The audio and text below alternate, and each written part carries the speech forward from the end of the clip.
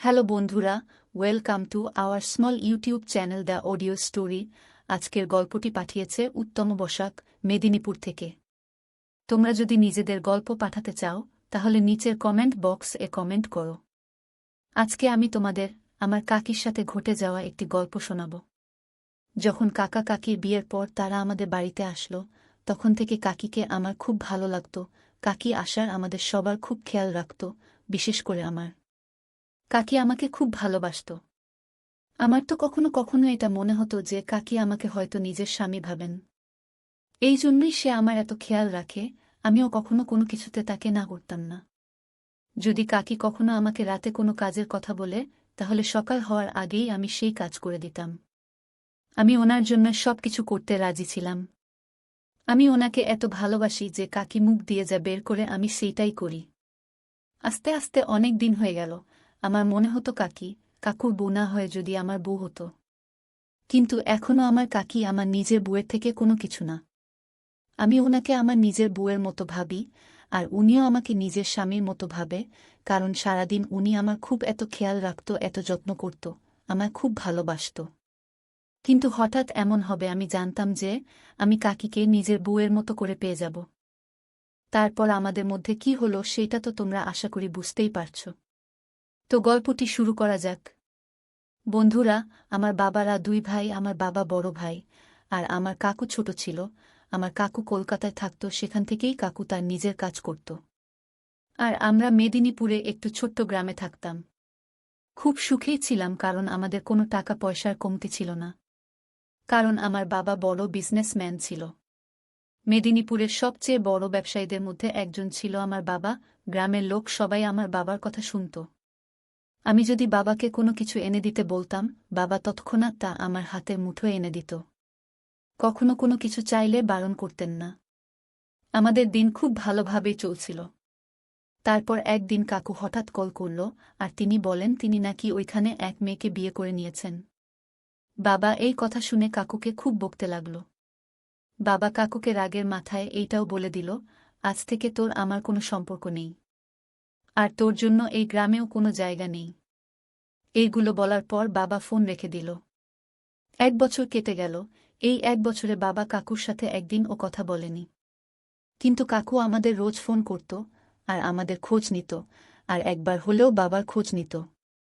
এর মধ্যে একদিন কাকুর মোবাইল থেকে আমার কাছে কল এলো। ফোন তুলতেই ওই পাশ থেকে একজন মহিলার গলা শুনতে পেলাম।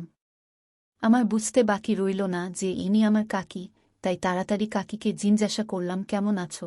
তারপর মোটামুটি 1 ঘন্টা আমাদের কথা হলো।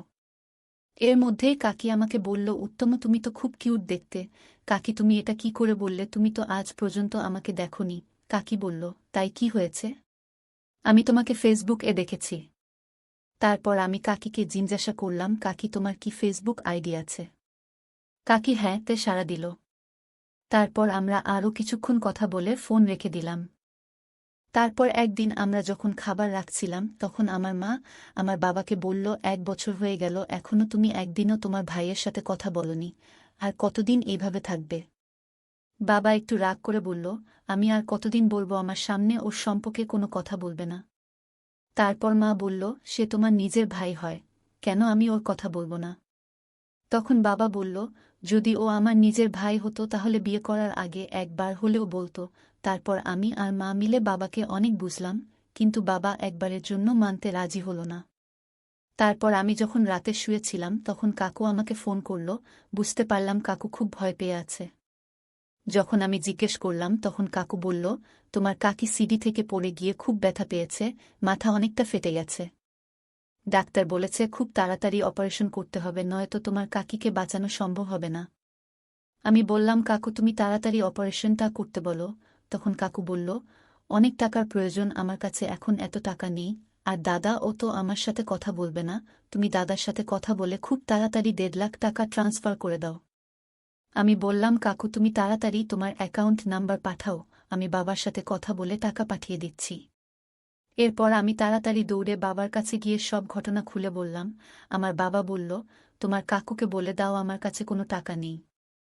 আমি বাবাকে বললাম, বাবা কাকুর টাকাটা খুব দরকার, কাকির অবস্থা খুব খারাপ, মাথায় রক্ত জমে গেছে, তাড়াতাড়ি অপারেশন না করতে পারলে কাকিকে কোনোভাবেই বাঁচানো যাবে না। আমি বাবাকে খুব বুঝালাম, কিন্তু বাবা সরাসরি টাকা দিতে মানা করে দিল। কিছুক্ষণ পর আমি আমার রুমে চলে আসলাম, শুয়ে শুয়ে মোবাইল টিপছিলাম, তখন আমি ফেসবুক এ একটা ভিডিও দেখতে পেলাম। আমি চমকে গিয়ে দৌড়ে বাবা মা এর কাছে গেলাম। ভিডিওটি দেখে মায়ের চোখে জল চলে এলো। আসলে ভিডিওটিকে কাকু কাকির সম্পর্কে এমন কিছু বলছিল। কাকু ভিডিওটিতে বলেছে, আমি একটু বন্ধুর বিয়েতে গিয়েছিলাম, সেখানে মেয়ের বাড়ির কাছে 15 লাখ টাকা পণ চেয়েছিল।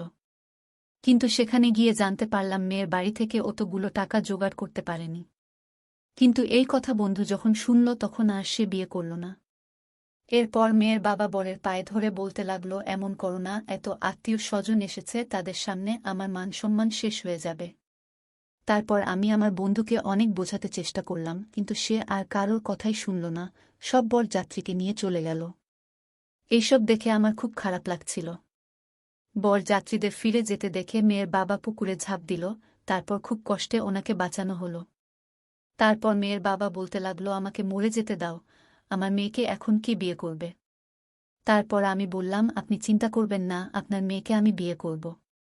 যখন এই ভিডিওটা বাবা দেখল তো বাবারও চোখে জল চলে আসলো, আর সঙ্গে সঙ্গে কাকুকে কল করল, তারপর টাকা পাঠিয়ে দিল, আর কাকুকে বলল, বৌমাকে ছুটি দিলে আমাদের বাড়িতে নিয়ে আসবি। কিছুদিন পর কাকু কাকিকে নিয়ে আমাদের বাড়িতে চলে এলো। যখন কাকু বাড়ি আসলো তখন বাবা কাকুকে জড়িয়ে ধরে বলল, ভাই তুই এক বাবাকে বাঁচিয়েছিস, আর একটা মেয়ের জীবনও বাঁচালি। তারপর আমাদের খুব খুশিতে দিন কাটছিল, কিন্তু তোমরা তো জানো যে এত খুশি বেশিদিন থাকে না। কিছুদিন পর কাকুর এক ভয়ঙ্কর অ্যাক্সিডেন্ট হলো, আর কাকু মারা গেল। তারপর কাকির অবস্থা খুব খারাপ হয়ে গেছিল, কাকি প্রায় 5 মাস কারোর সাথে কোনো কথা বলেনি। তারপর বাড়ির সবাই ঠিক করে কাকির সাথে আমার বিয়ে দিয়ে দিল, এতে কাকিও রাজি ছিল, এইভাবেই কাকি আমার বউ হয়ে উঠল। তারপর আমরা খুব খুশিতে থাকতে লাগলাম। তো বন্ধুরা, গল্পটি কেমন লাগলো? ভালো লাগলে লাইক, কমেন্ট, শেয়ার করে দিও, আর এরকম আরও নানা ধরনের মজার মজার গল্প শুনতে আমাদের এই ছোট্ট চ্যানেলটি সাবস্ক্রাইব করে পাশে থাকো। দেখা হচ্ছে পরের ভিডিওতে।